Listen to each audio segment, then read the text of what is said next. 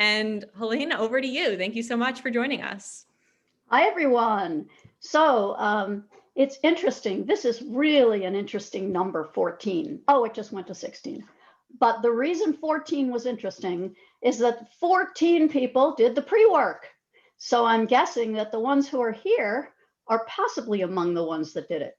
I understand there are 45 registered for the session. So if you're watching it as a recording, it won't be quite as much fun, but that's okay. You can watch the recording, okay? All right, I just wanna let you know that this will be semi-participatory and semi-me delivering information to you. It's kind of a mix, but you should be ready at any moment to participate. There'll be different ways to participate, all low stakes, so you can relax, okay? But I'm looking for you to kind of engage in certain ways with me as I go through, all right? So there are going to be a lot of links posted in the chat, and you will have the chat at the end because in Zoom you can save the chat, and I'm sure our facilitators will also save it.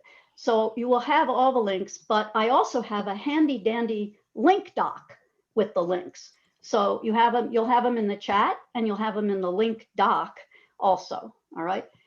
So I'm not holding back any connections that you might make with various documents and things that I'm going to talk about. So we're going to start by taking a look at the pre-work. But first, before we do that, I want to show you the agenda. So that way you have an idea of what we're all in for today. Okay, and I'm hoping now you can see it, but you know how sometimes they put the participant over it. So I want to do this and put it down here.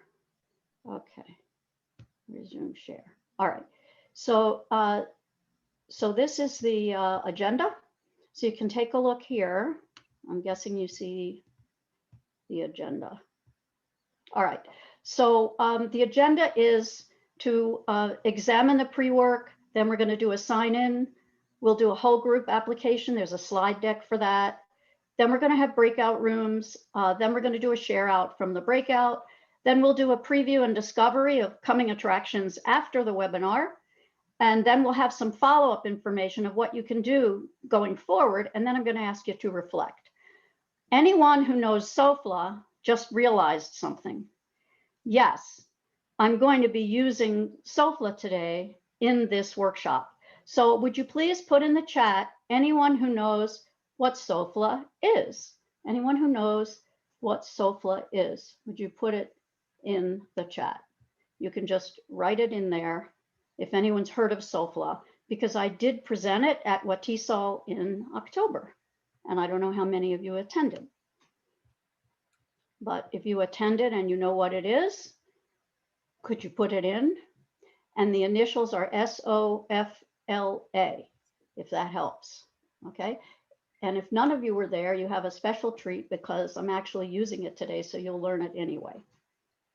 Okay, all right.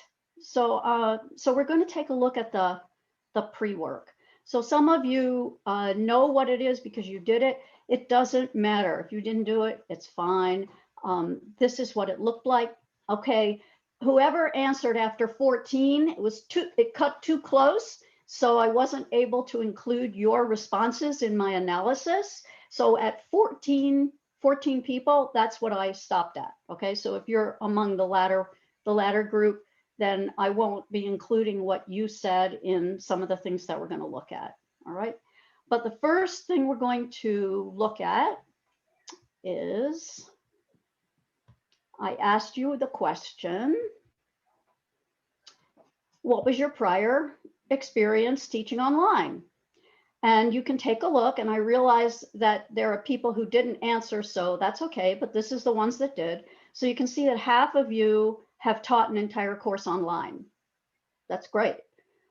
There's another 25 or actually 28% who've used online components for in-person courses. And then there's a smattering of people who fall into the other categories. So what's interesting to me there is that probably since a year ago, if I asked this question on this exact date a year ago, which was the last time I left the house, by the way, was March 11th to see my audiologist. That was the last time I left the house. Okay, I mean, I don't mean all year, but I mean, that was when I locked myself down. So I bet if I asked you this last year on March 11th, the numbers for online might be lower. And why is that the case? Because many of us have been pushed and shoved to be online teachers, and we didn't expect to have to do that. So that's why people like me are here to help, because I've been doing this for a while, as you are going to learn. Okay.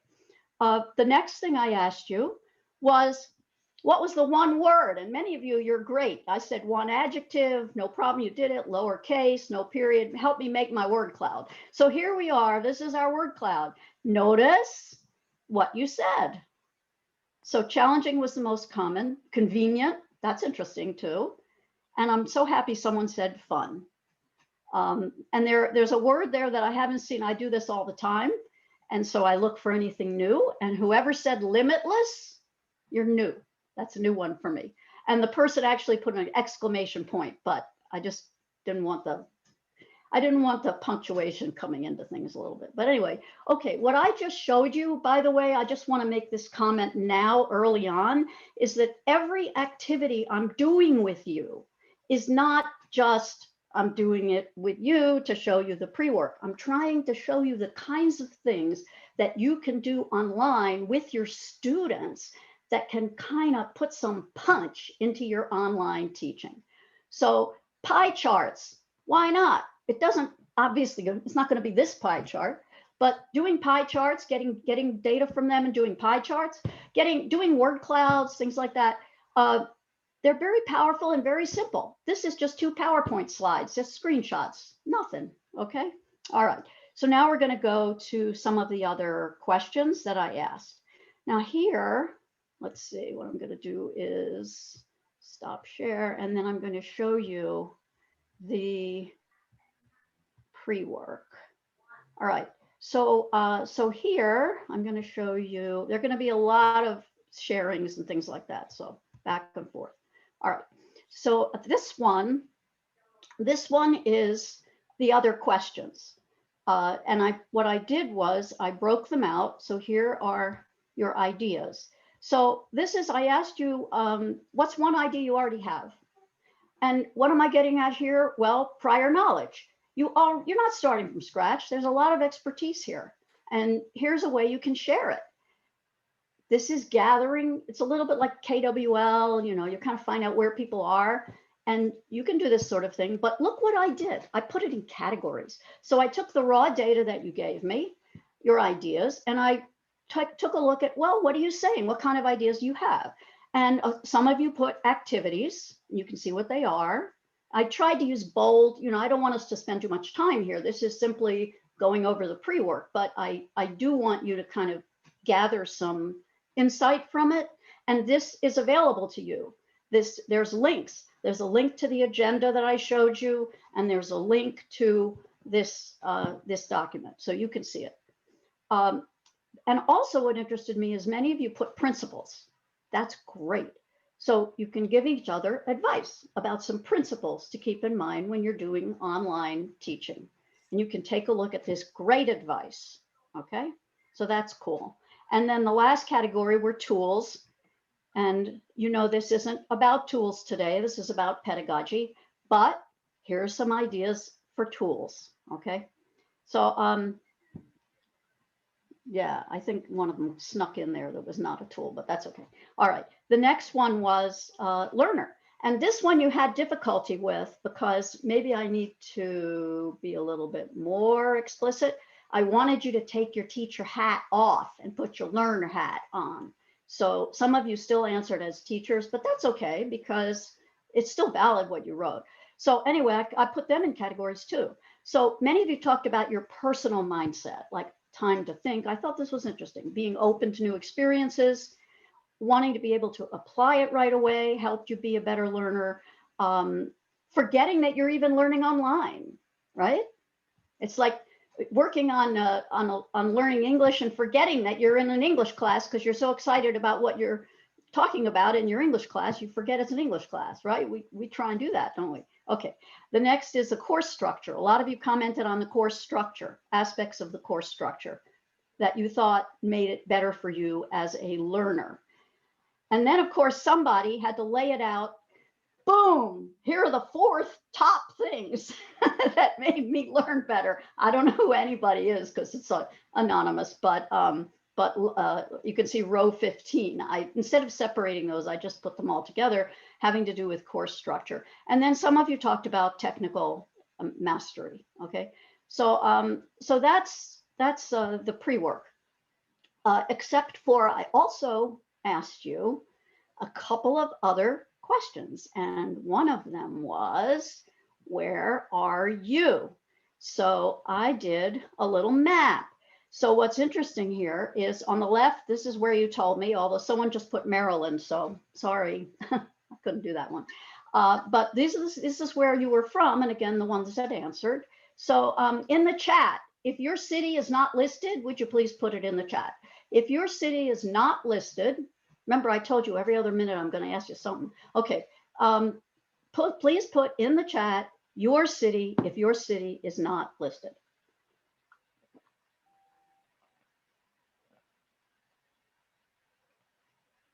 Chance to drink.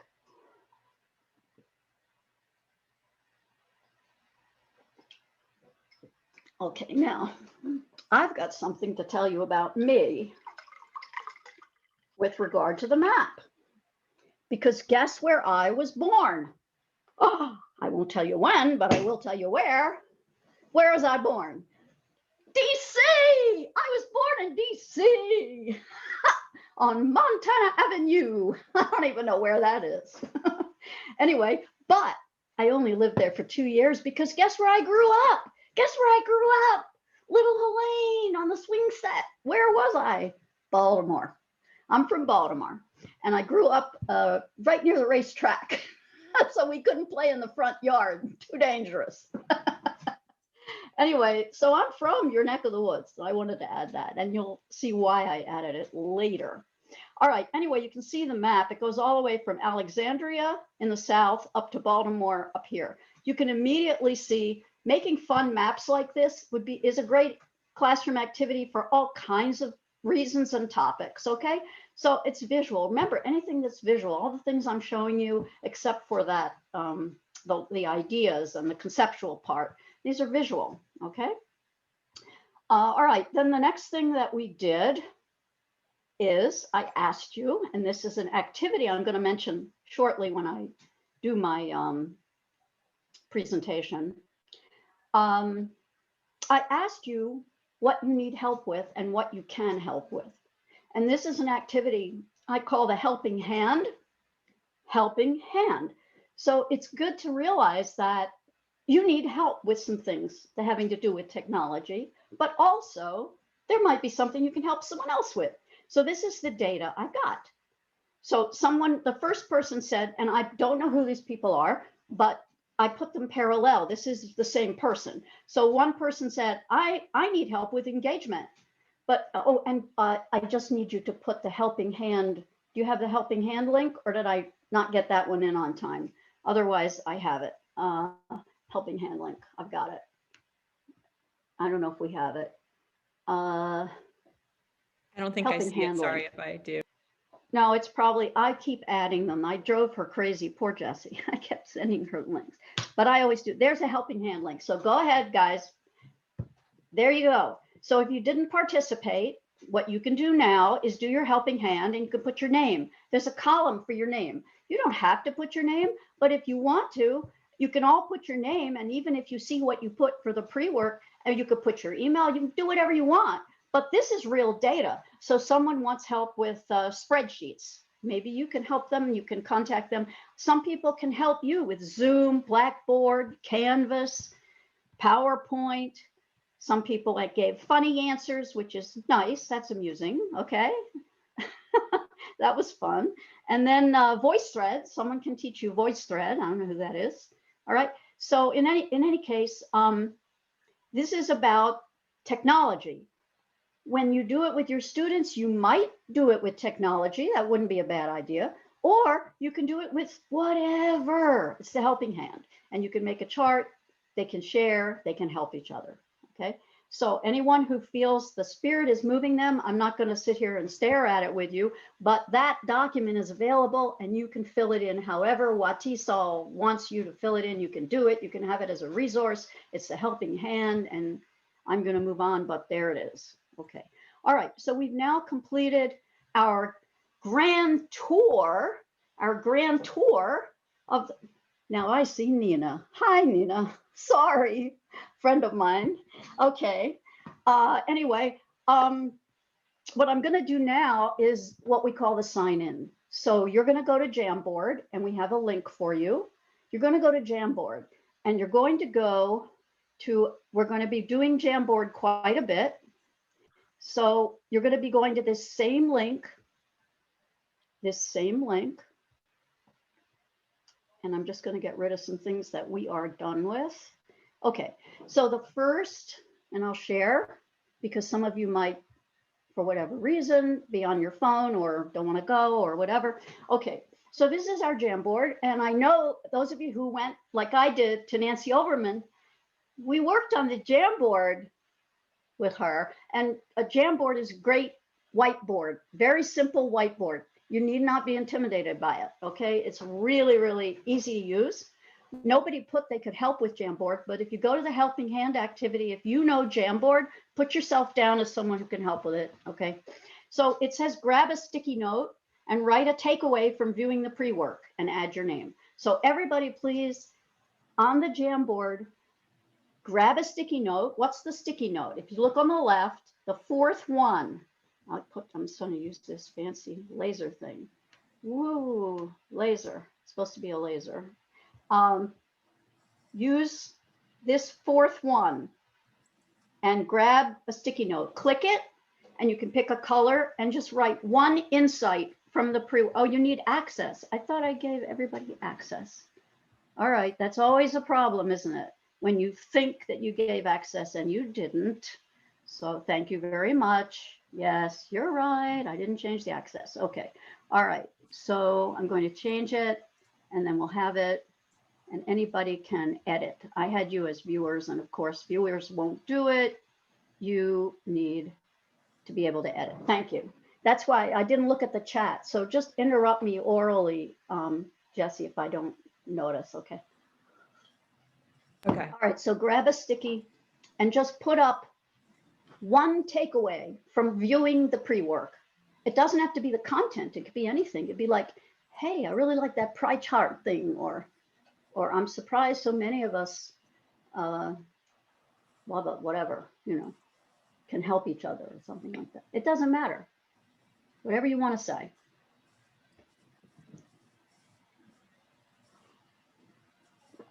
Okay, I like the idea of having pre-work before a webinar. Yeah. People do a sit and get, right? But look what you can do if you do have pre-work, you know? That's from flipped learning, which is part of SOFLA, that the acronym is going to emerge. The F and the L are flipped learning. Okay, survey to engage. If it's small, you can make it bigger. You can grab the corner.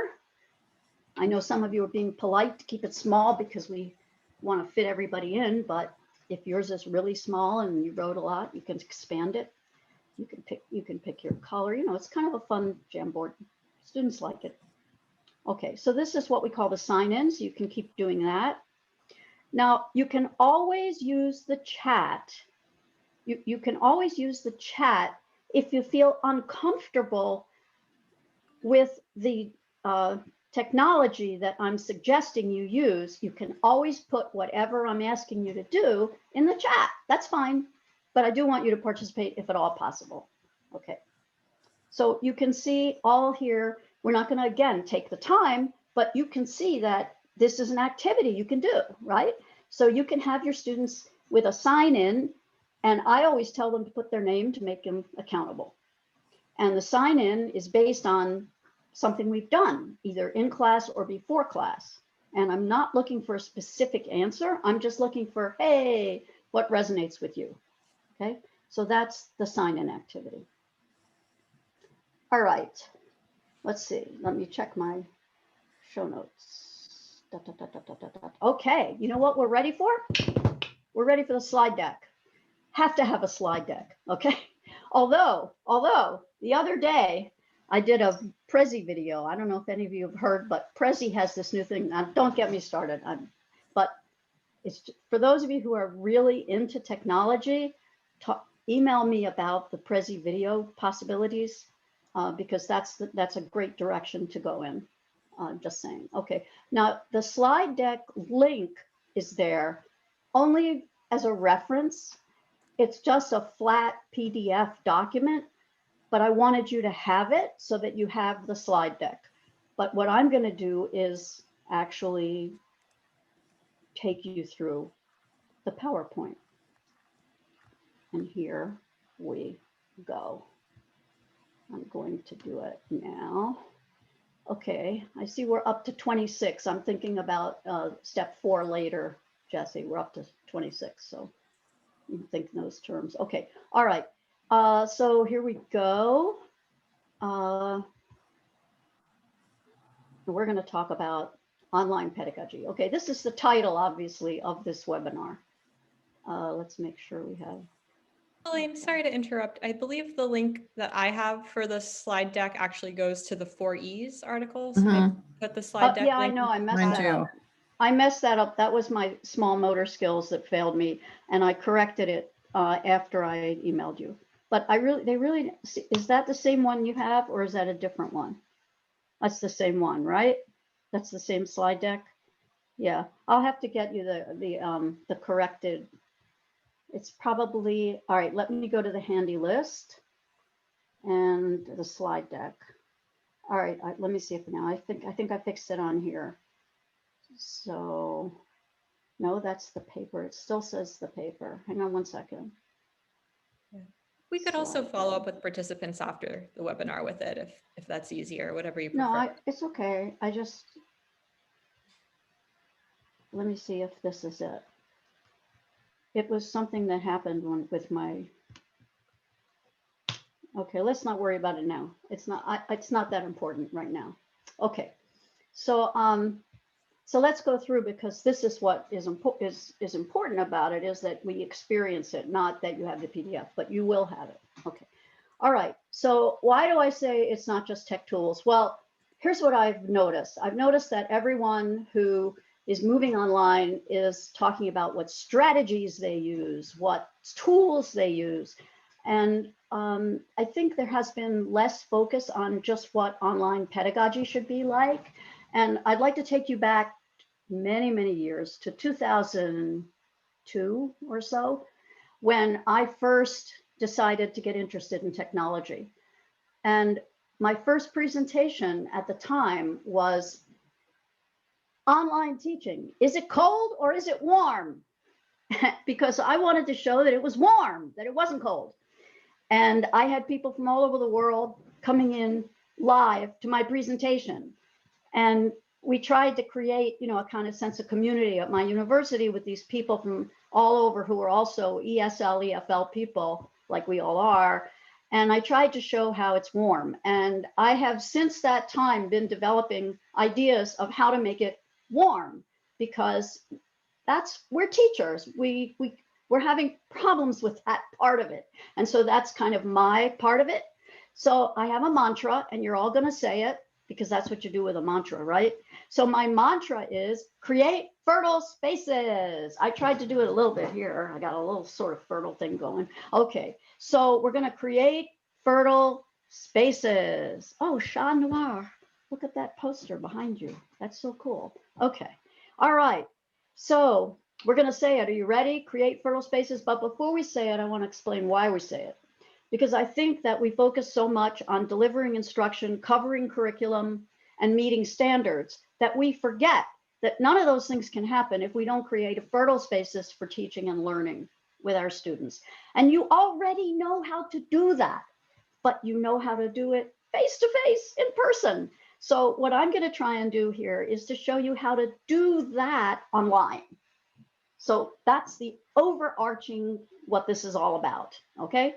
So if everybody can say the mantra, you have a choice whether you sing it. If you can sing it, or you can say it, or you can not say it, or you can sign it, or you can do whatever you want, but it's 3 words: create fertile spaces. You can turn on your mic or not. I'm going to count to 3. 1, 2, 3. Create fertile spaces. Yay! Okay, so fertile spaces requires the 4 E's. So what are the 4 E's?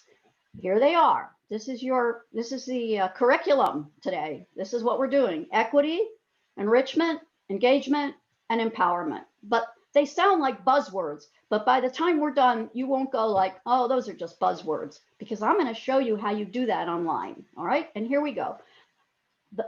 This is the key slide. If you like screenshots, as soon as this slide is done, take a screenshot. Okay. Equity. Equity means access to instruction, curriculum, and assessment. I do not mean access to the internet, Wi-Fi, having a computer, having a tablet. I do not mean that. That's not my area. I don't get involved in that. I mean pedagogical access, so that they understand the instruction and the curriculum, and they're prepared for the assessments. So I'm all about the pedagogy. That's what I mean by access when I talk about it. The second E is enrichment. Enrichment fosters integrative and intrinsic motivation. Instrumental motivation doesn't get us very far. Study for the test. You won't do well if you don't, come on. So we want it to come from inside. All right. That's what happens with enrichment. All right. Once we have access, we move to enrichment. Our students often we're struggling just to get them through, and we forget enrichment is a key ingredient. That's important. And then once we have them motivated, it doesn't mean they're going to participate. We have to engage them. We have to find some way to engage them. Once we get them motivated, they're ready, they're motivated. But if we don't provide activities that engage them, they won't be actively participating. And you have to participate actively in some way, shape, or form in order to learn something, which leads us to empowerment, which is, by the way, not a transitive verb. You don't empower somebody. People feel empowered because you do what?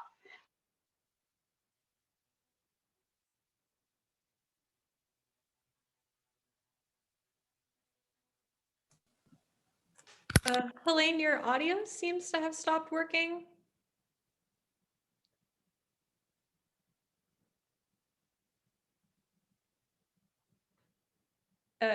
Yeah, we still can't hear you.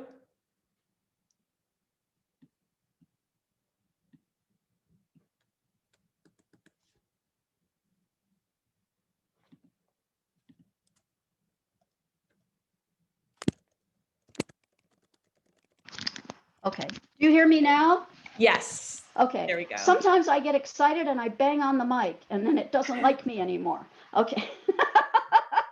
Okay. All right. Anyway, I was going on and I didn't need to. Okay. All right.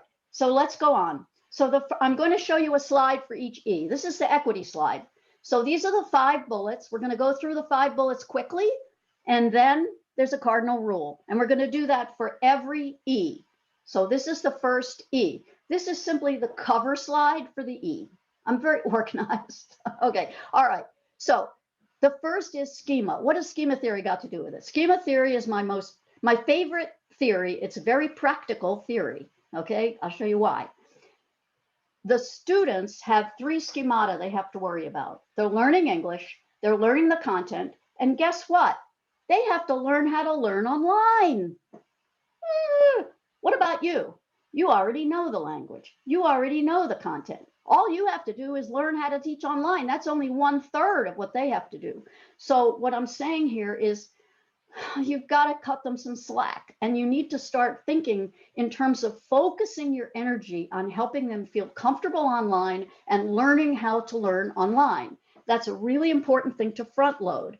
And I think if administrators in your programs don't understand that, explain schema theory, okay? Because people can't learn when all the schemata are unfamiliar. And we've got to deal with that first. If they, again, if you create fertile spaces, and part of that is whatever you're doing with them online, they need to feel comfortable before they can start with, you know, brand new English and brand new content. So that's important. The next is journey. So I'll tell you briefly my journey. Very brief. I'm going to try and make it brief. Okay. So my journey started, I told you, 2003. Is it cold? Is it warm? Guess when I started teaching online? 2008. It took me 5 years before I felt confident actually teaching a course online. 5 years. Okay. So, you know, I mean, you're trying to all of a sudden teach online. You know, you need to take a journey. So you need to be gentle with yourself, do whatever you feel you can do, make sure you have a lot of help, okay? Because this is definitely building new schemata for you, all right? So you're taking a journey. And the only reason the word sentimental is there, because people of my vintage can't think of the word journey without thinking of the word sentimental. I'll say no more. I won't sing it though, because I'm a dancer, not a singer. Okay, so that's an important thing to keep in mind. And your students are taking a journey. We talked about that, right? So they're taking a journey and you're taking a journey. So that's very important to keep in mind and use the resources you have in your programs. The next way to help provide equity is a helping hand activity. We've already talked about it. We did it. Do it with your students. That's all I need to say. The next piece of equity is something that I'm also doing with you, trying to do with you, which is people think differently. And so you need to build in redundancy. Anything that you give your students, you have to give them in at least 3 different ways. You might say it, you have it on a document, you might send it out as an announcement, you might put it on your platform, not one way. Many ways. Not the way you think may not be the way they think. That I can't find the assignment. I can't find this. I can't find that. That you don't want to have that. So just put it wherever you think. And every time someone's looking for it somewhere else, then add that to where you put it, because you'll learn from your students where they want things. The other is multimodal. Some people want to read. Some people want to watch.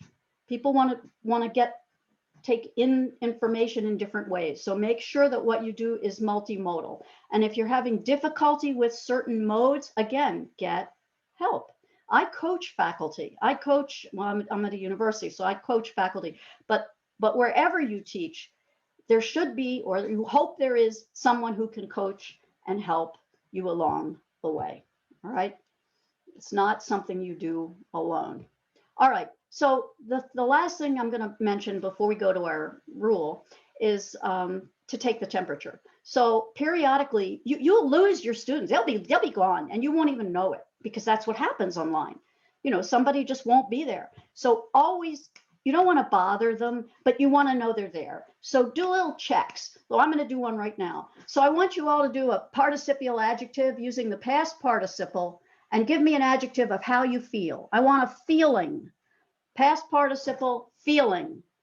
You're all ESL people here, so I can give directions like that. Come on, make it funny. That's all right. Give me how you feel. Good, this is great. Oh boy. Now, look at how you could do that with your students. Do you see? Look what we just did. Not to speak of the grammar lesson, because, you know, interesting and interested, that's a teaching point. So you want the past participle. Another hat. I love grammar. Okay. All right, let's go. Here's your rule. And I also love Harrison Ford. Okay. Cardinal rule. You can't catch up in an online class. And what I tell my students, because they get behind sometimes, instead of trying to catch up, what you need to do is, wherever the class is that day, do the most current assignment and then backfill later. Now, it's true that some of us teach in a cumulative way. Try not to do it quite so much. We don't teach math, after all. We teach language, you know, and to a great extent, the learner has built-in syllabus. And what you want to do is you want them to be up to date today. What instinctively people do is they go back and they try and catch up. And somebody in the pre-work said that they were slowly catching up with a course they were taking. So maybe you can use this advice. All right. Okay, we're going on and we have a summary slide. And so this is your first quiz. You ready? There's going to be 4 quizzes, you know. Here's your first quiz. Your first quiz is, one more time for the folks in the back, what does equity get you? Who knows? Put it in the chat. This is a quiz chat, a chat quiz. Write in the chat, what does equity get you? Why do we care about it? What does it get? What does it get the students? Water.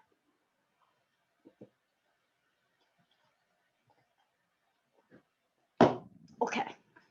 All right. So if you said access, you are correct. Now we're going on to the second one.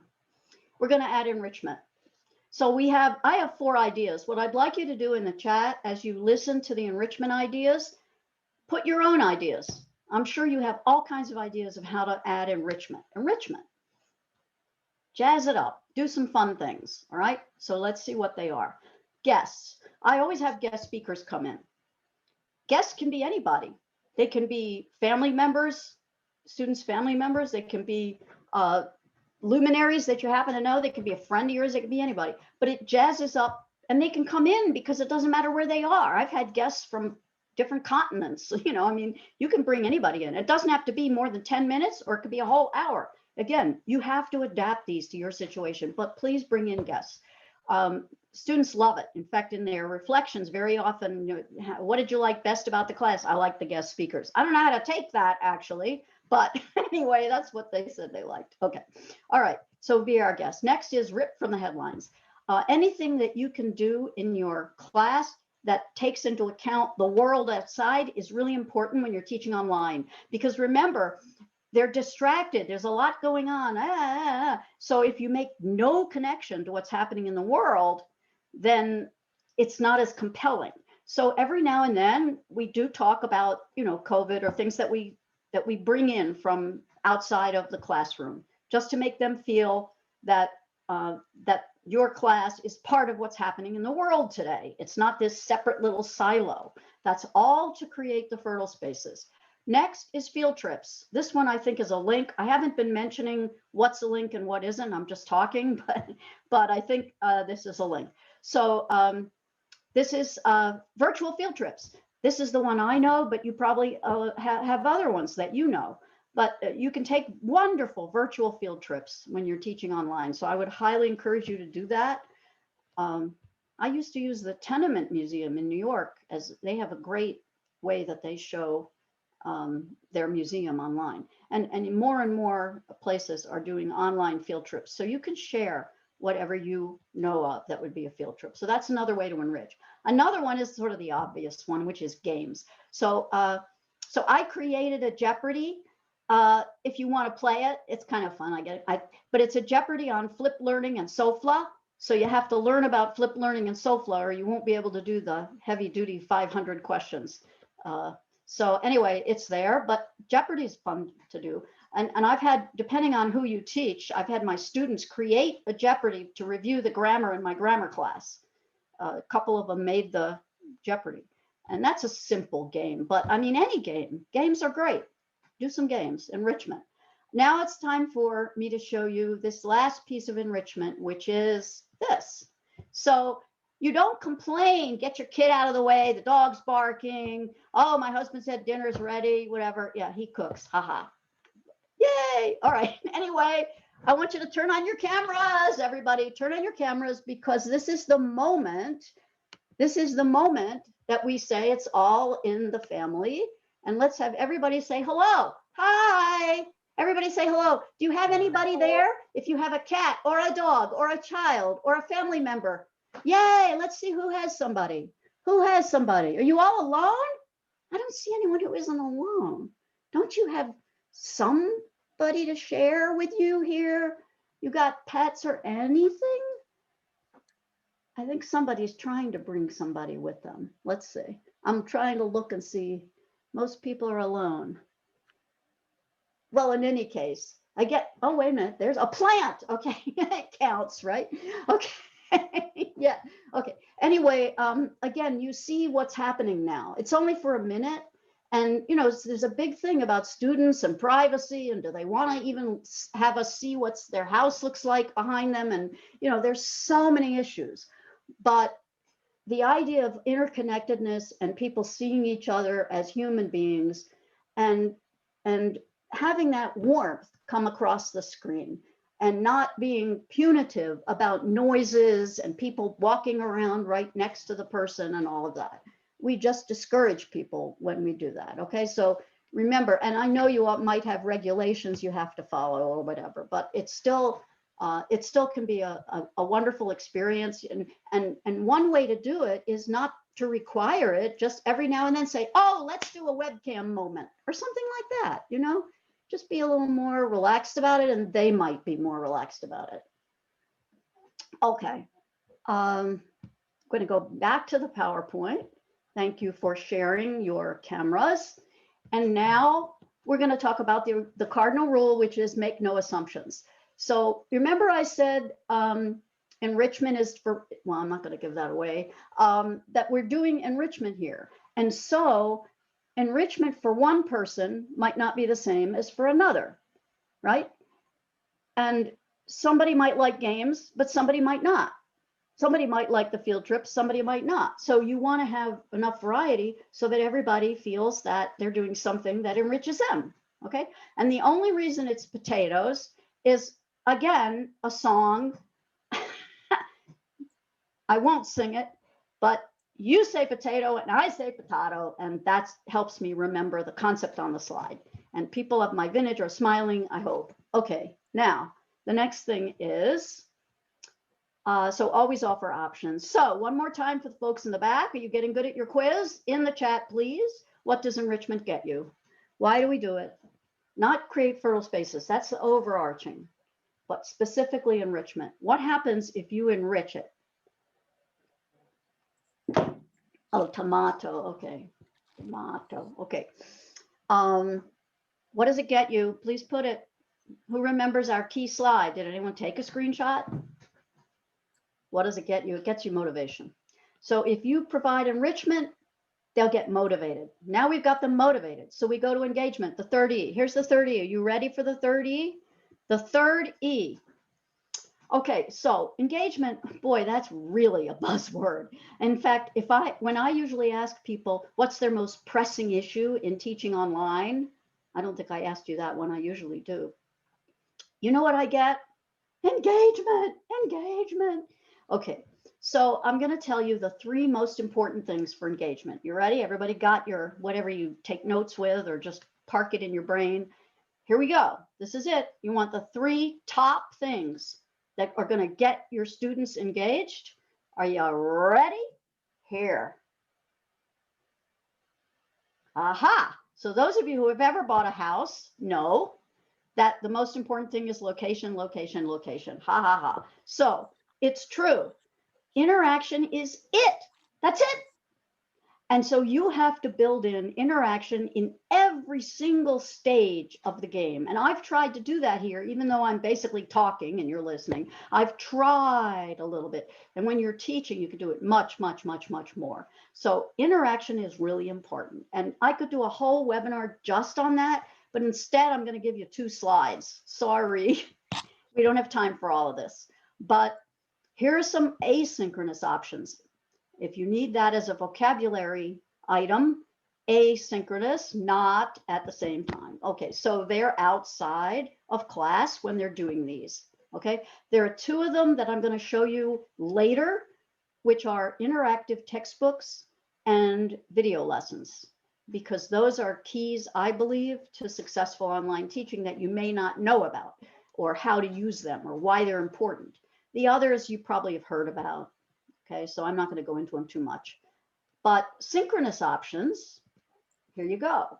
So most of these you may have heard of. Video lessons is there because some people do them as a synchronous activity. Peer instruction, again, that's a separate webinar, but that's another whole area of online learning, is having your students do little lessons with each other. Peer instruction, they love it. You have to keep it small and manageable and coach them in advance, but it works really, really well online. Okay, So again, those are just the 2 slides to show you and give you some ideas of all the possibilities. They're all interactive. Okay, what's the cardinal rule? For engagement, the cardinal rule is to get out of their way. They're not going to engage if you take over, if you dominate, if you have a teacher-controlled class, right? That's not going to work. So if there's anything they can do without you, you get out of the way and let them do it. That's the cardinal rule. Okay, one more time for the folks in the back. You know what's coming. What does engagement get you? Not interaction. That's what you do to get engagement. What does engagement get you? What happens when they're engaged? What do they actually then end up doing? What do they end up doing if they're engaged? Participation. They're participating now. They're actively participating once they're engaged. You've got them. Okay. Now, next thing in the chat I'd like you to do is we're going to talk about empowerment for a minute. Empowerment. Look at what it says on the slide here. Who's the liaison, expert, leader, change agent, global citizen? Put in the chat which one appeals to you the most without my even saying anything about it, just the word itself. Put in the chat the one that resonates with you, that would make you feel empowered. What would make you feel empowered? Which one? Put whatever you feel. This is just you personally, as a person, because we're all different. And if you like a bunch of them and they all appeal to you, just pick one or 2 if you want. Okay, this is great. You're participating. There you go. Okay. All right. So let's go through. So some of your students are more introverted. They don't want to like do anything to, you know, but they love helping people get together, being networked. You know, there's collectivistic cultures. Many of our students come from collectivistic cultures. That's another conversation about culturally responsive and sustaining education, my other hat. But they love being a liaison, making a web, connecting people together. That's a really great role, and it makes them feel empowered. Someone else, the expert. So sometimes everyone's an expert, you know, like the helping hand is another way to get at that. So everyone's an expert on something. So let them share their expertise in whatever it is they can. They're still practicing their English or whatever, okay? They might feel very empowered if they get to share. I had this is a little bit of a cliche, but I did have one of my Japanese students teach us how to make the crane, you know, just for example, and she had to talk about it. So it was oral English. Another way to feel empowered is, of course, to be a leader, a peer leader. And they can, but leading doesn't always mean talking. They can be the leader because they're observing the groups, they're giving feedback, maybe they're doing some informal peer assessment, but they're sort of in charge of that component. And there's a special technique for peer feedback. We don't have time to talk too much about it, but I just want to say everybody seems to like it a lot whenever I talk about it. There's a link on that. I forgot all about the links. If the links are coming in, I hope it's because I've mentioned things. Okay. Anyway, share, help, ask, and comment. People don't feel as comfortable giving each other feedback, but if you tell them, here are the 4 things you can do. You can share something that helps relate to what the other person did or said. You might help the other person.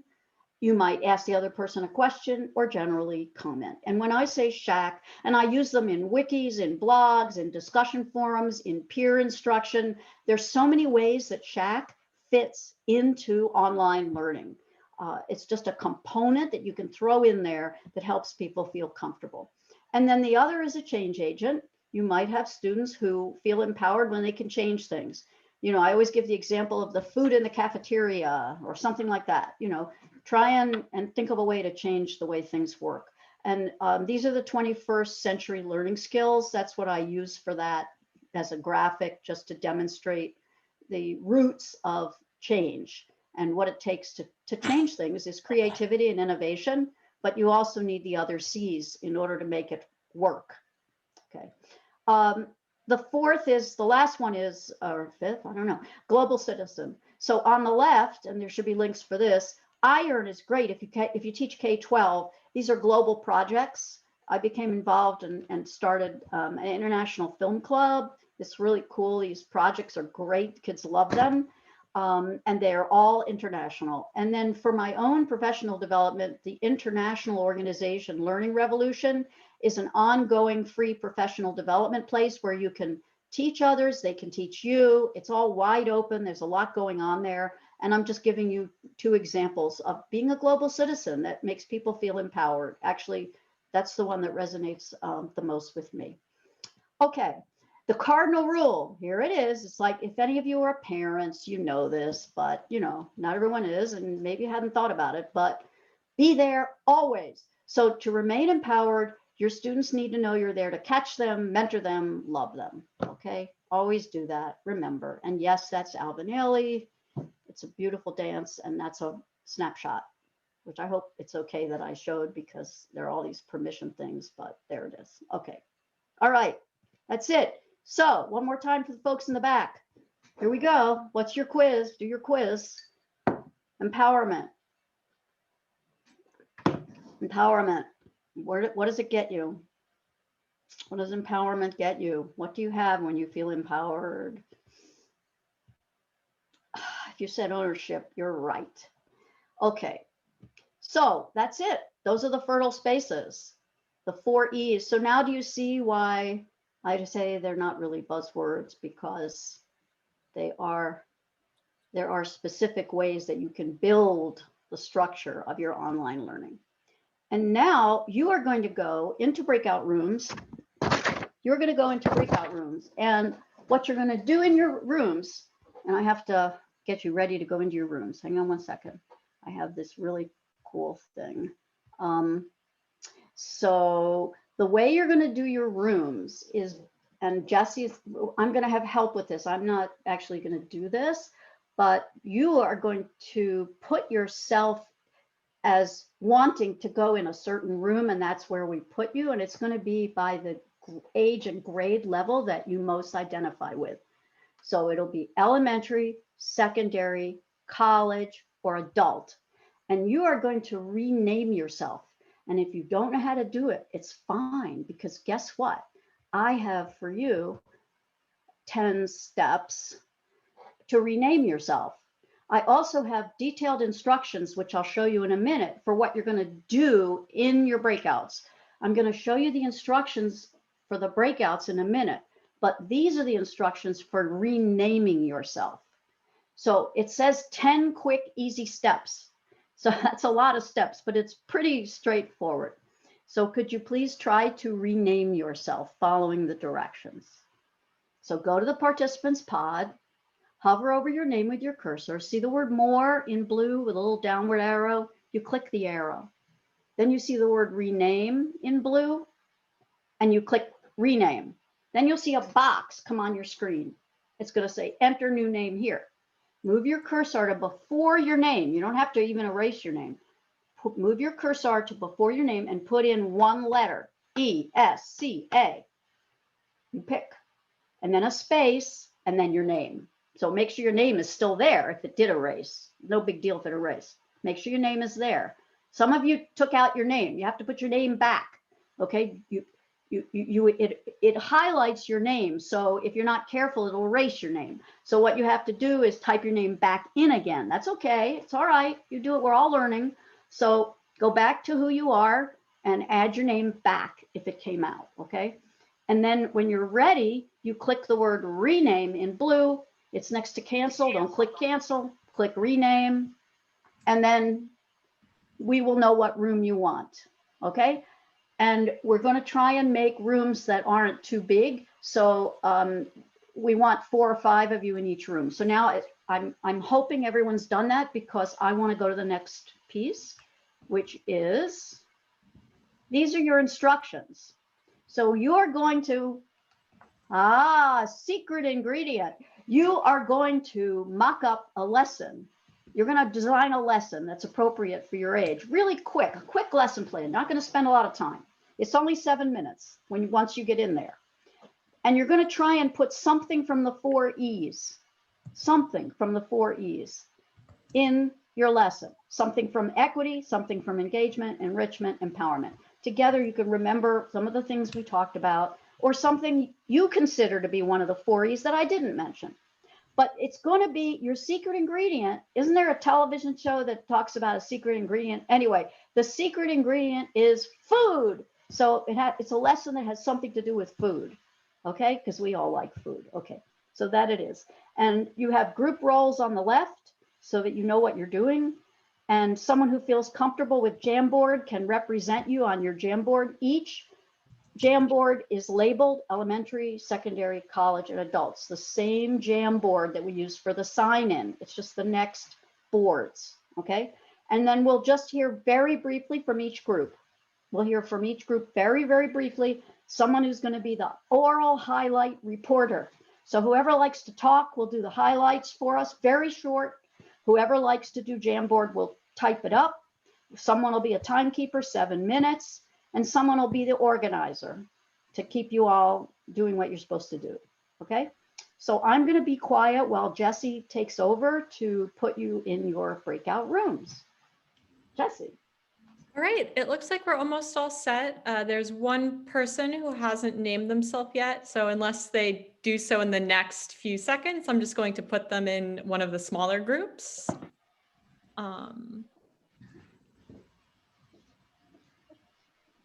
Okay, and let me just make sure. Yep. All right, I'm going to go ahead and open the rooms, everyone.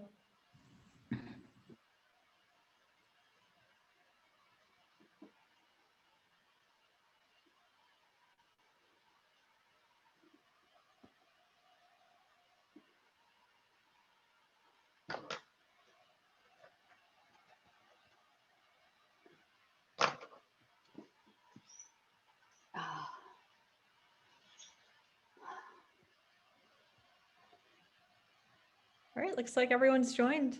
Okay, did you give them the link to the Genially so they can see the breakout instructions while they're in there? Yes, that is in the chat. Okay, I forgot to mention that. I kept forgetting to mention the links.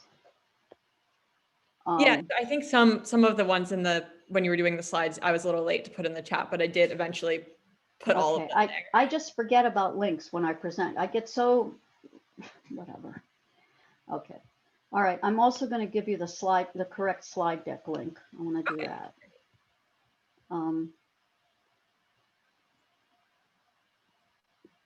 Let me find I'm going to find the slide deck link. I don't know, that got messed up. Okay. Yeah, no worries.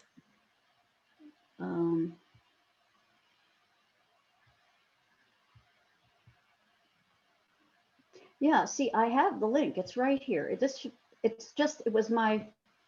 I should put them farther apart vertically so that I don't, when I click, okay, here is the link. I'll put it in the chat. That should be the correct link to the slide deck. See if that takes you to the slide deck. And then we can post that to them as a broadcast message because they might want to review some of the slides to remind themselves. Sure. So that link, it takes me to your Google Drive folder. So from there, I can access the slide deck, but it looks like it's not a direct link. To okay, all right. Gosh, what is going on here? Okay, hang on one second. All right, just a minute. Slide deck for the webinar. Because for me, it just goes right to the slide deck. Let me try again.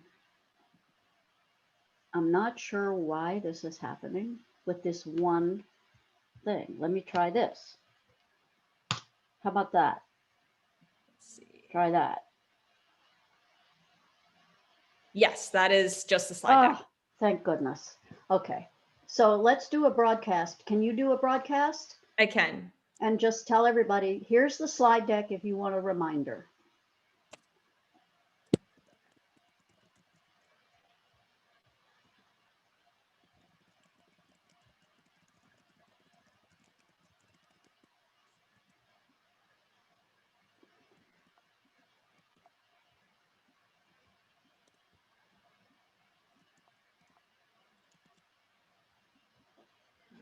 Okay, and then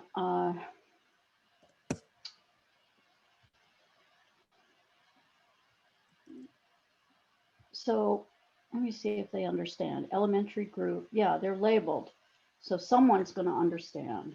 You have the Jamboard link. You can give them the Genially link for directions, the slide deck link to remind themselves of the E's, and the Jamboard link, because that's where they're going to put their highlights. So they need three links. Okay.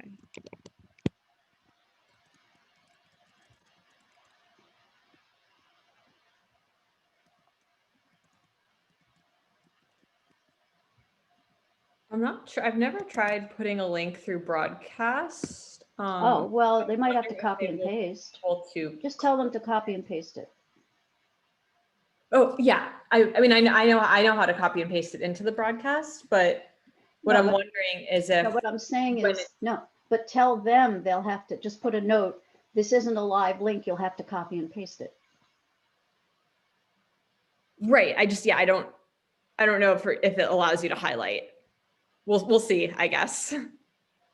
I told them it's also the Genial link is also in the chat, which they'll be able to access because I put it into the chat before they went into breakout rooms. Oh, okay. The Jamboard one, I had thought was earlier. You gave it to them earlier. That link. I'll put it. I can put it through the broadcast. I'm just not sure like what it looks like if that's something people can highlight when they see that. Oh, you mean can they highlight a broadcast message and even copy it when they get it? Hey guys, I just want to let you know that it's nice that you're broadcasting those messages, but it doesn't make a clickable link. That's what we were just talking about. We were just talking about that. Yeah. So it's like, it doesn't help us. Yeah. So, okay, but there is a handy list. The room. If they go to the Google folder, tell them to go to the Google folder. There is a document in the Google folder that says handy list of links.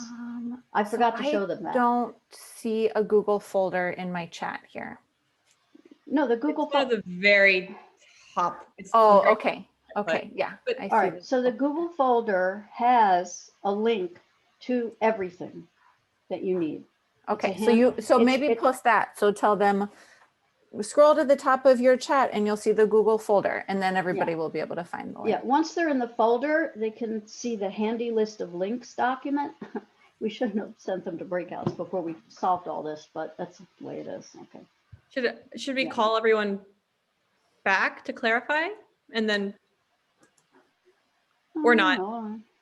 I think I did put the Genial link. I did put in the chat right before the breakout room, so people should have that. But if you think the Genial link just looked to me like instructions to rename ourselves. No, then the next, no, because the next, when you, on the right is the next board. Oh, I didn't know how to click next. Yes.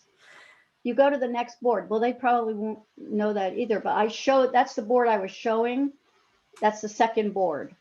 Okay. There's so many like little techie things here that they wouldn't have necessarily known how to do. So can I send them a message? Okay. All right, I'm gonna go back to my room. Okay.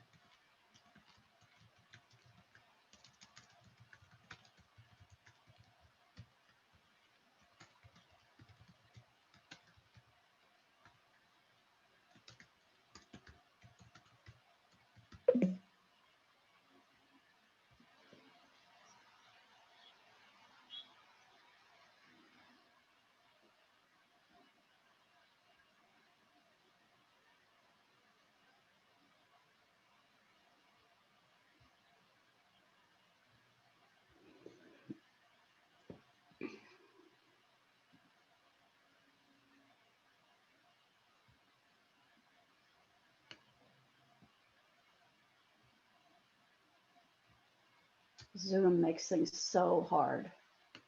Just Yeah. crazy. Zoom is so clunky and so difficult.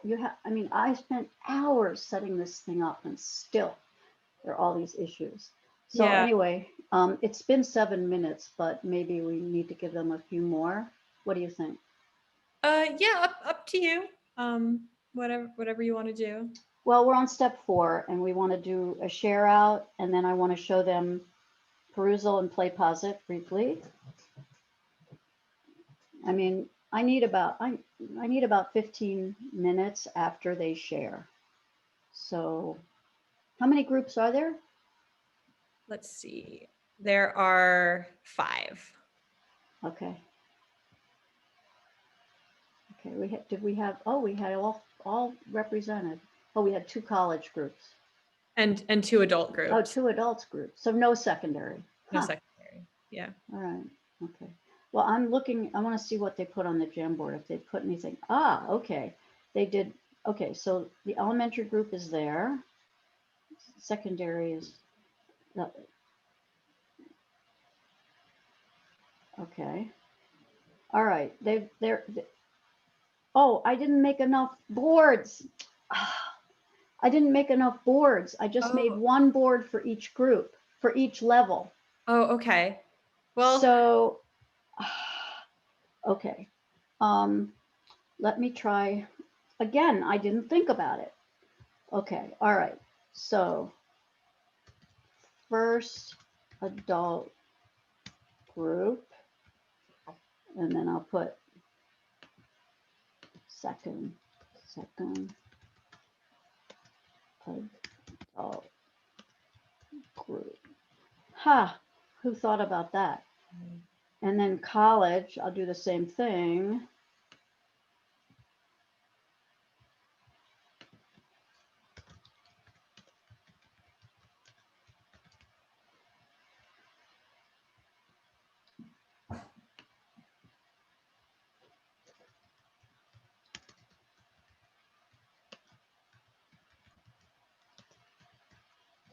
All right.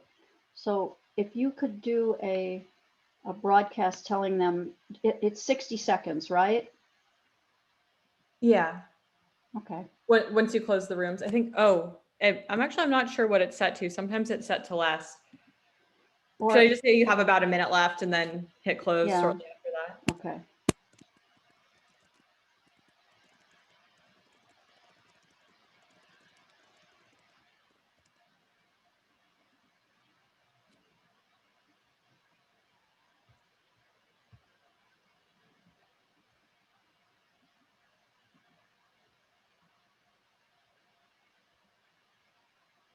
Elementary.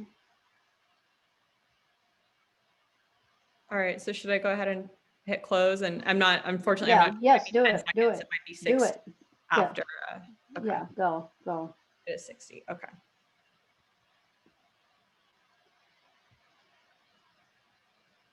Yeah, I didn't think about that. I could have. Yeah. Well, we didn't know. How. That's right. Yeah. There's a lot of moving parts. Part of teaching online is that there's I always take chances. I take chances. That's what I do. Okay, they're coming back. So let's see what they came up with.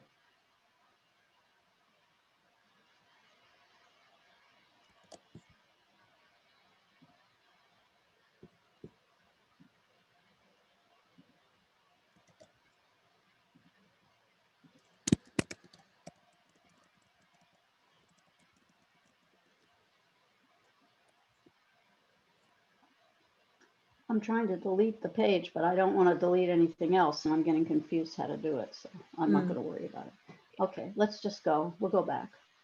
Okay. Are they back? 2 seconds. Okay. There we go. Okay. Okay, welcome back. I know there were some speed bumps and all of that, but you guys did a great job. I had only 1 board ready for each of the 4 levels, and it turned out there were a lot of college and adults, so we'll sort it out. So let's start with elementary. Who's your highlight share reporter? Can you turn on your audio and webcam and tell us about what the elementary group did with food? Go. Okay. I'll share Oh, it says only you can share the Jamboard. Okay, So, I'm going to share the Jamboard. Don't worry. I got it. I got it. Thank you. Okay, there we go. Your Jamboard. so we decided to be a first grade group that's very basic, and we're learning the names of the fruits. And so we had 5 vocabulary words for the day: apples, bananas, oranges, strawberries, and mangoes. And so we achieved equity by showing pictures so that everybody could see equally well what we're talking about. Enrichment, we then moved on to a conversation about what they like to eat and talk about fruit and fruit songs that they know about. Then engagement was, we might have one of these cartoon sort of things where they talk to children about food, and so that they can do peer work.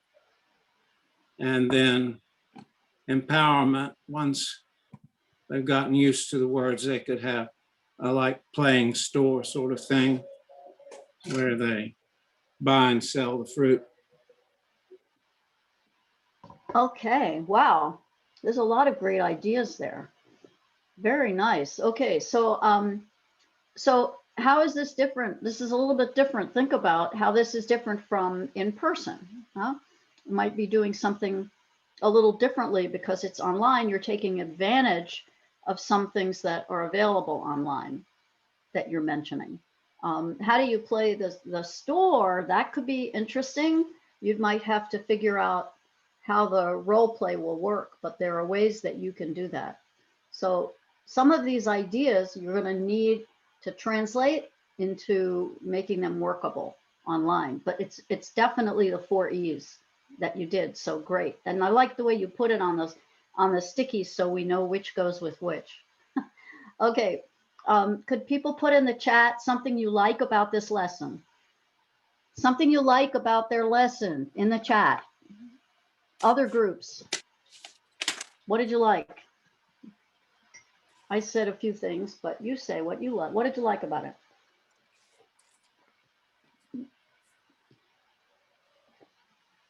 Remembering that it's first grade. Okay, so what do you like that they included, or how they did it, or what their process was? Yeah, so there's your feedback.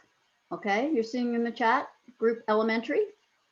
Okay, and again, you know, we need to move on, but we could spend more time with what's going on in the chat. So just keep going in the chat, that's fine. Okay, let's go to college. So I put 2 groups like that at the last minute. So let's hear from the first, and thank you, elementary and East Hampton. I don't know, that's how it says, so that's why I'm thanking you. Okay, all right. First college group, go. Who's your reporter?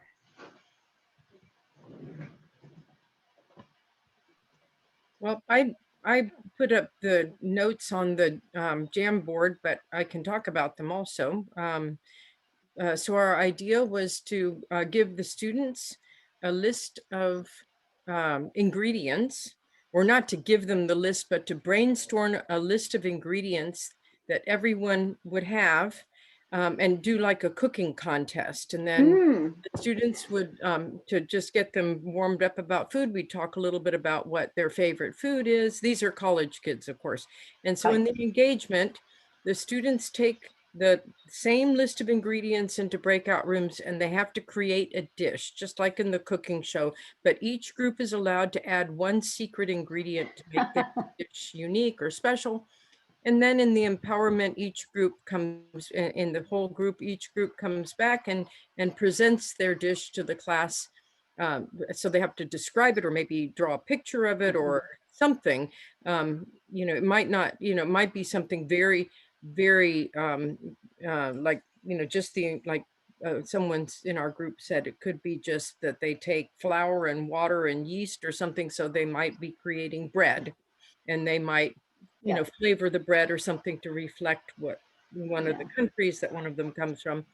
And then the class would guess what this secret ingredient is. Wow. Okay. So it's something that might be considered project-based learning, and it might flow over more than one lesson, depending how things go, but that's fine. You don't have to get all 4 E's, you know, in 40 minutes or however, an hour or whatever you have. You can spread it out, and sometimes these projects will take more than one lesson, but as long as you're keeping the E's in mind. Okay, put in the chat, what did you like about the Create a Dish group?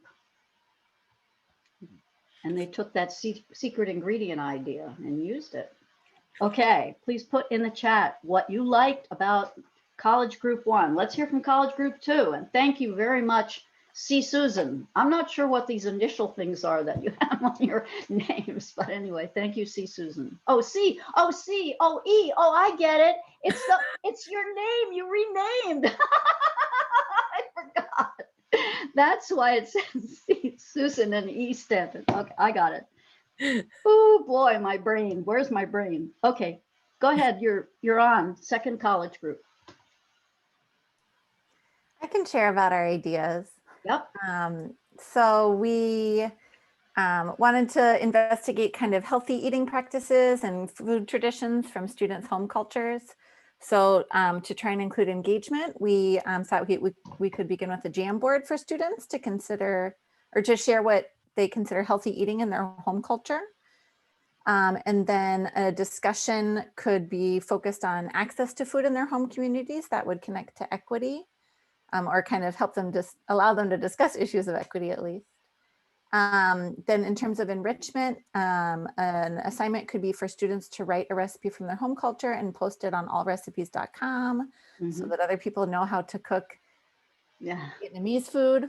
And then kind of a culminating activity relating to sort of personal empowerment is to ask students to make a healthy eating plan to follow for the next few weeks. So kind of a project-based unit with lots of different focus activities focused on food and eating and health. Yeah, there's a lot of moving parts there, but again, if you take your time going through and you're thinking in terms of the E's, it'll work. Healthy eating is a little subjective, isn't it? But anyway, we all know that, right?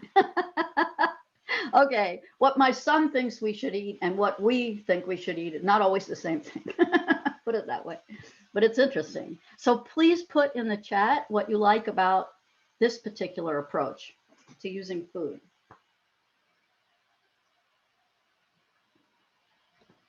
Yeah, and so it has multiple perspectives, which is always interesting because our students bring multiple perspectives. So that's good. And you can go somewhere with the following the plan and food journals or whatever. There's a lot you can do. Okay, so that's college. Let's go to the adult groups. Thank you very much for sharing, college people. Let's hear from the adult groups. So the first adult group, who's your highlight reporter?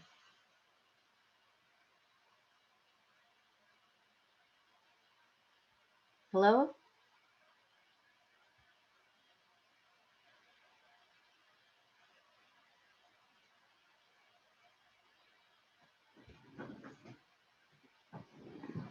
I don't hear the reporter. Is there someone speaking for your group? Oh, sorry, I can do it for our group.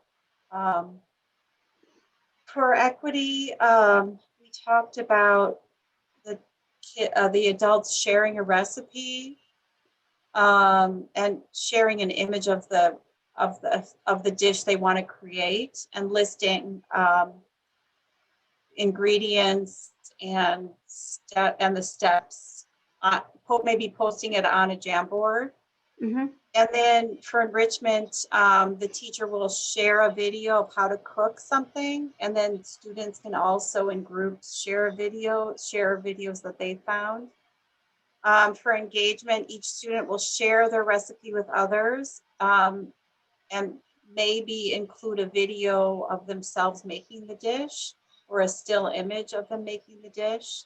Mm-hmm. And for empowerment, the students would then interact with each other using Shack and asking why the students like to make this dish and when they eat it, if it's for a special holiday or an everyday food. Yeah, okay, so the shack, so you put the shack in the empowerment piece because they're sharing things, they're helping the other group, and that might be a way that they feel empowered. Just using shack might make them feel empowered. That's interesting because that's a new use of shack. So that's interesting right there. Thank you for sharing, adult group. There were 2 adult groups, or am I getting confused? Is there another adult group? That's, I mean, it's fine if you're not here, but if you are, I see something down here, 3rd adult group. I'm not sure. Whoever this is down here, this is somebody else, right?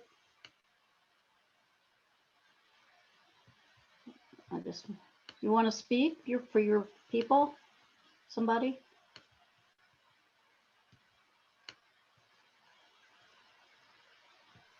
Favorite food from country or favorite food discovered in US? Una, you're muted. Excuse me?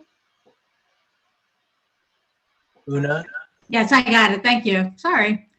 I stepped in. We did not get a chance to create our Jamboard until now, so I've been Okay. multitasking. 3rd Yeah. adult group. So Okay. for equity, unless anybody else from our group wants to speak up, happy to listen. Anyway, we talked about favorite food in the country, our favorite food discovered in the United States. They can bring a picture, they can prepare it. And how that food is found in their country. So it may be a food that's very much known for that with that country, maybe not.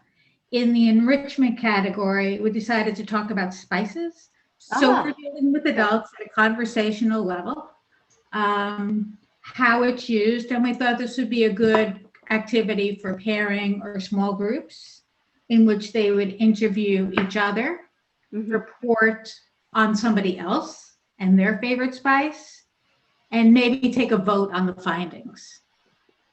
So maybe we would happen to have a group of people who just love cumin. Right. And that would be the spice of the day. But might use it differently in the cuisine that they're Exactly. from. Yeah. You know, you just made a connection for me. I'll share quickly that I used to teach a lesson where I brought in my entire spice shelf to my class.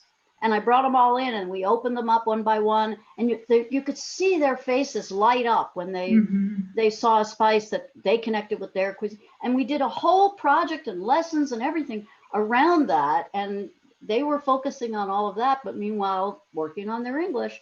And of course, that's a face-to-face, you know? So And it's also interesting. Yeah. And it's an enriching activity because in some societies, spices are cooked before they're used. It's not a salt and pepper thing. Right, right. Wow. Okay. So I hope you have ideas here from each other as to what to do. And I thank you all for your gung-ho approach to this. And one of the things I wanted to show you was the directions. When I showed you the directions, this was actually 2 pages. So the first page was how to rename, and I apologize for not making that clear. The second page, and this is a lot of fun. You can, if you want to give people directions, this is a great way to do it. You just put these pages together like this, and they can refer to the breakout instructions. I'm just giving you some more tips of what you can do. Okay, genially is what this is. Okay.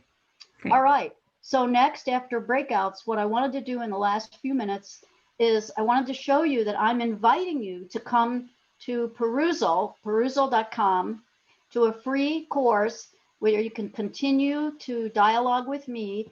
And there's a code to enter. You have the code. It's in the I'm just going to show you quickly. There's in our Google folder. Please put the link to the Google folder again. We have a Google folder with lots of stuff in it. One of the things in it is a handy list of links. And here are all the links for the things we did today. And links from the PowerPoint and all kinds of links. So that's how you can find some of these things. All right. And Perusal there is, what I want to show you, I'm just going to show you Perusal real quick. So Perusal is great because you can interact with each other and you can go into these documents. Well, that's, okay, let me just pick a document instead. Okay, hang on one second. We'll pick a document. So what happens is on the, you have a document on the left, and on the right, you have comments, and people can put their comment and they can say things and answer them. Here's a question, have you flipped your classes? And you can answer and you can upvote, you can have a social annotation experience. And so everything's in there, all kinds of documents about online learning and flipped learning and SOFLA is all in Perusal. So I invite you to be there, and you can talk about, asynchronously talk about all the readings. The other place I'm inviting you is PlayPosit, and PlayPosit, these are all video lessons. You can, and here's one on each E. I have the introduction, then I have each one, equity, enrichment, engagement, empowerment, all 4 E's. These are video lessons of me talking about the 4 E's. So you can go in there with the code and you can join me there. So that's kind of what I'm inviting you to do. All right. So so here's the follow-up. So this is the document in your folder. Everything's in your folder. This is the document in your folder that's called follow-up. Webinar 3/11/21 follow-up. Let's continue the conversation. This is the information how to go in Perusal and be there and participate with social annotation. You can use this with your students. It's a wonderful way to get them to do the reading outside of class if you want to do that, you know. And PlayPosit, there are 2 ways to get into our PlayPosit, either a URL or you can make an account and get in there that way. Go to playposit.com. And you can always email me. So these are ways for you to follow up after we met today. And I want to show you, this is the folder. So this is our folder, WATESOL Webinar, the 4 E's. It has everything in here, agenda, pre-work, handy list of links. This is an article that is going to be published shortly on the 4 E's with SOFLA. This is the slide deck. This is an article, a short unpublished paper on the 4 E's. This is your helping hand document that you can keep working on. And this is the follow-up document with directions for Perusal and PlayPosit. So you have everything you need to follow up. I mean, I've enjoyed working with you, and it sounded like a long time when we first planned it, but you know, it goes by fast. So now I'd like you to go to the Jamboard, and the last activity, you can put it in the chat if you want, but what I would like you to do, these were more things. It ain't over. Continue the conversation. Okay. So the last thing is to reflect. So grab a sticky and reflect. There are I did think ahead for 2 pages on the reflection. So please put your reflection, and thank you for having me. I hope you enjoyed the webinar. So please put your reflection, 1 takeaway from today's webinar. And I'm happy to follow up with anyone who's interested in any of this, or if you're interested in SOFLA. Did anyone figure out what SOFLA is? Helaine, thank you so much for having us. If everyone could join me in thanking Helaine for the engaging webinar and all the additional resources that we can now peruse. Show some Zoom clapping. And if you have questions, you can put your question in the chat and I will get back to you. Because we didn't actually do a Q&A, but I'll answer any question you have. And thank you for coming. Just post your reflection. Thank you.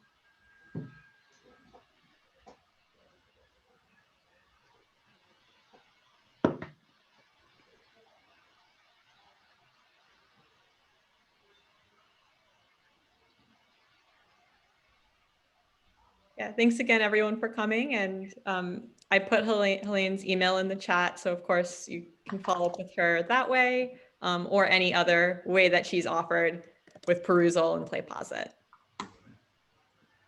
And if you're interested in the SOFLA, the recording, the WATESOL recording is also linked.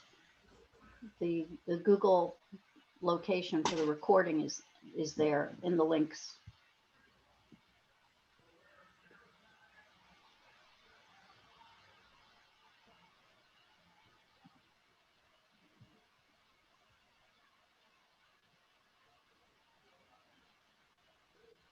Okay.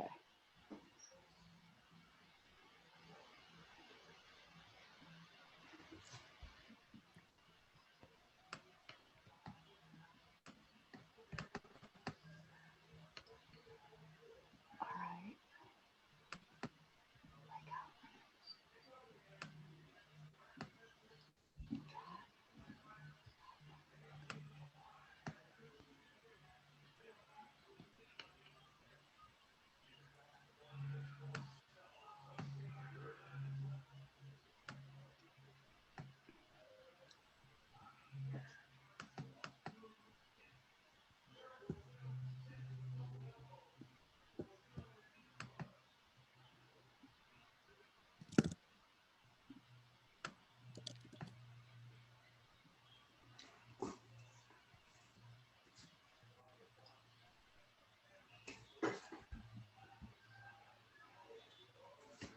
Okay.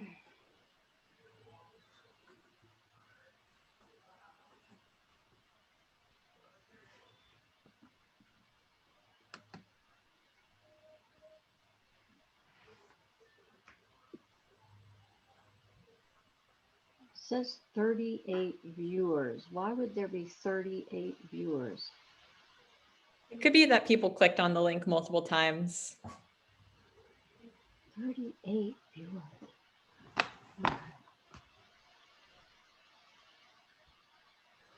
You know, it's just incredible to me that are you recording or is the recording over? Oh, yeah, I guess I can stop the recording now.